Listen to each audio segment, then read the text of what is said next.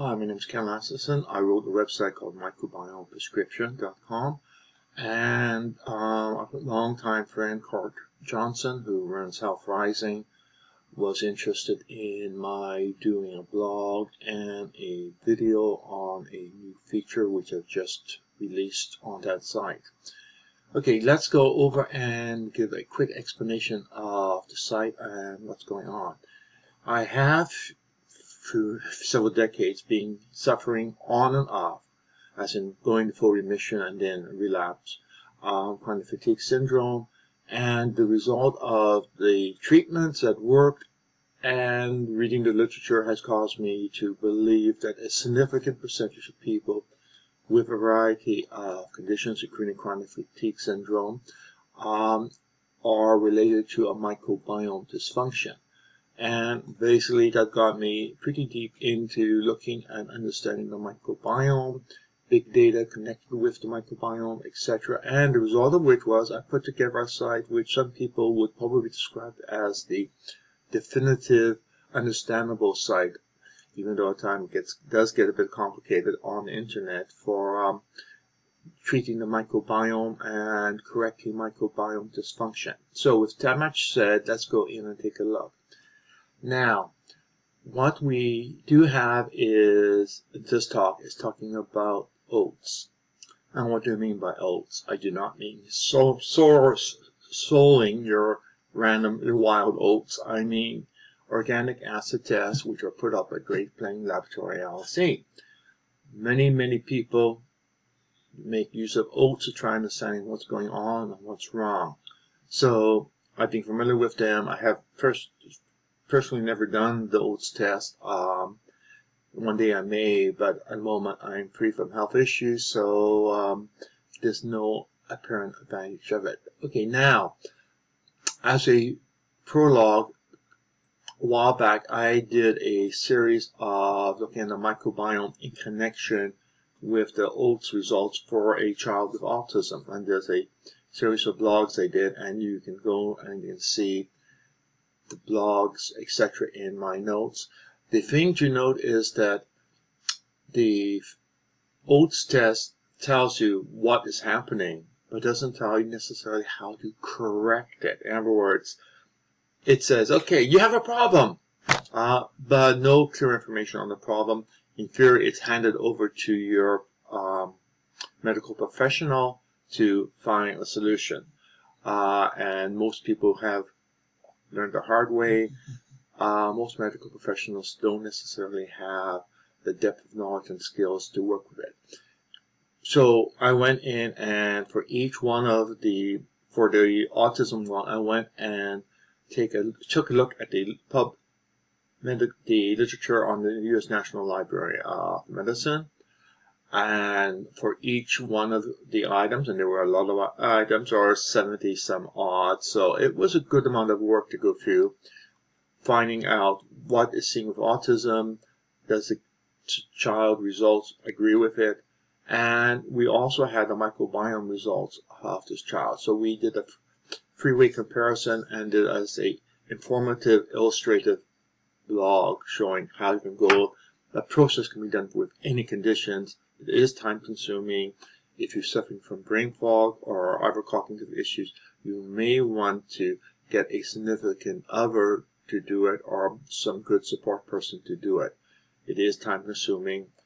It is a lot of technical reading to go through. So basically, I'm familiar with oats. I have used oats in terms of interpreting it to the microbiome and work back and forth.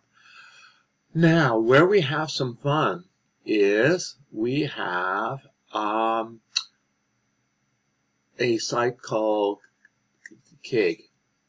In short, it's a Kyoto Encyclopedia of Gene and Genomics, and it gives you all sorts of heavy technical information in a very abbreviated form. Like it says, okay, here is a compound, variety of different names for it. And then it says, okay, here are the enzymes that produce it or consume it, depending on the way. So if you go click here, you will go and see what the enzyme is. And you can go and actually from the enzyme see what the variety of reactions are, and back and forth. And you could go back, and you could also go in and look at what pathways it's involved in, which gives you a lot more information. And as you can see, I wasn't kidding about a complicated scenario. As in, we have lots of information, all greatly abbreviated, like here are the enzymes IDs, and you can see how things come in and go out, etc. And we can go even further in, and we can take a look at the reactions that are involved with it. So we now have an easier page to understand, but it's a lot of chemistry going back and forth.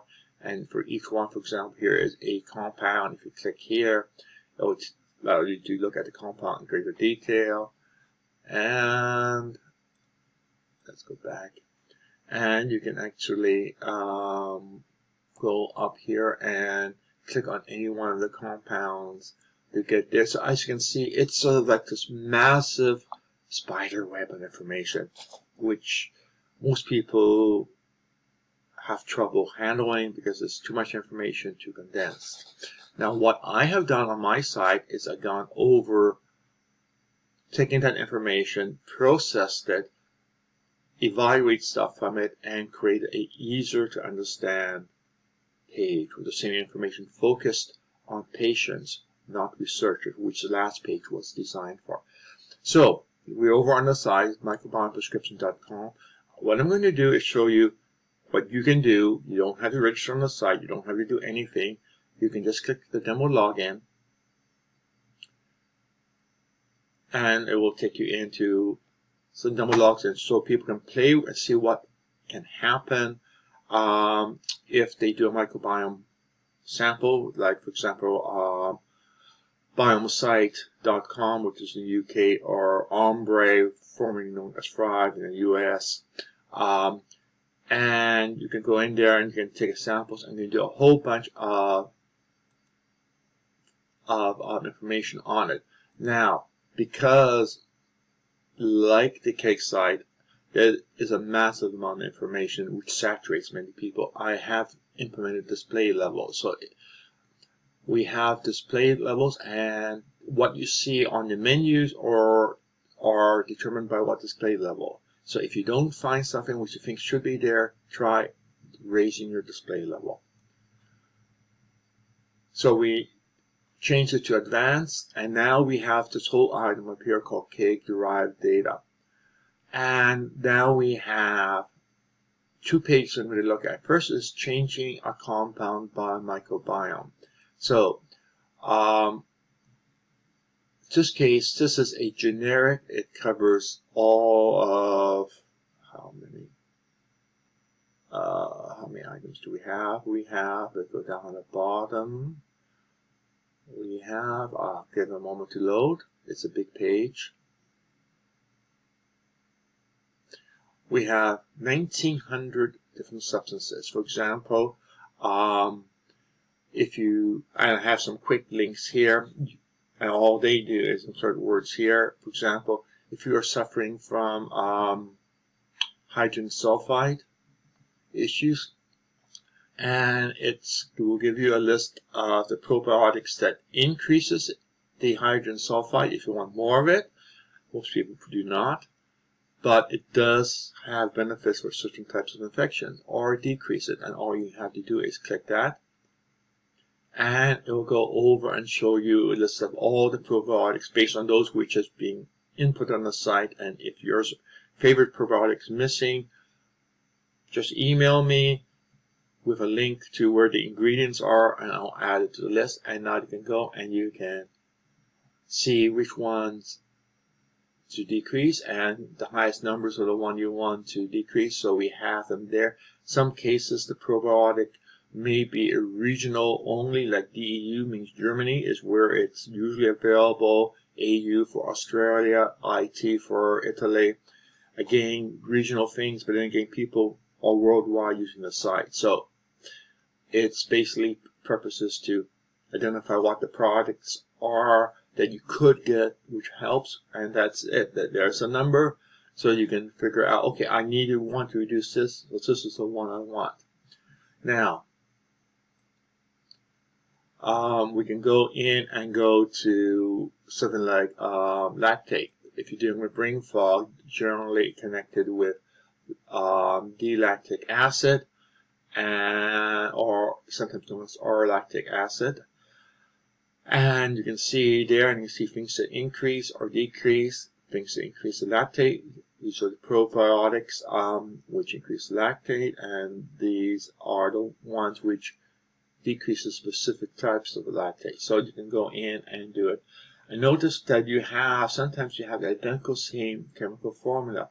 And the reason is that partially depends on what the gene information says, but also often how the chemicals are constructed, what I refer to naively and simplistically as a twist. Some things are twisted to the right and some things are twisted to the left.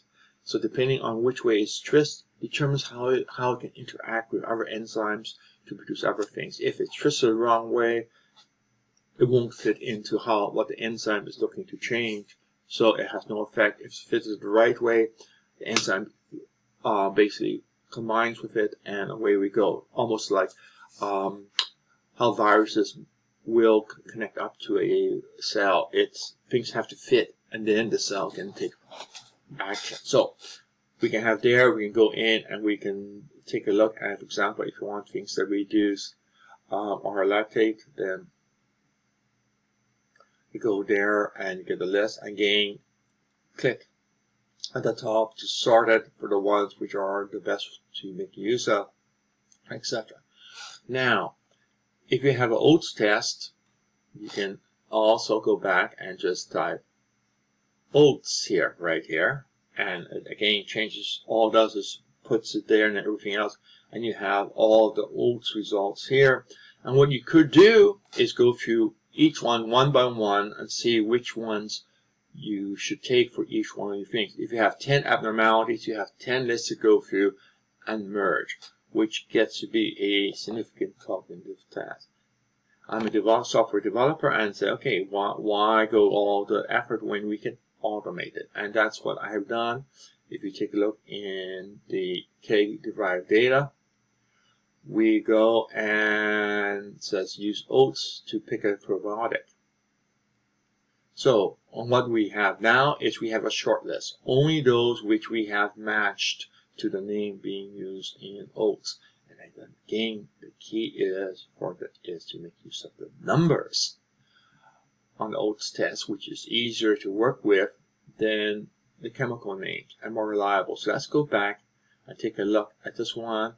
And we have number 24 is low, and number 26 is high. Okay, let's go back and go back to the right page. 24 is low, and we have a trace there. Yeah, so we can mark this one. And next one was 26 is high.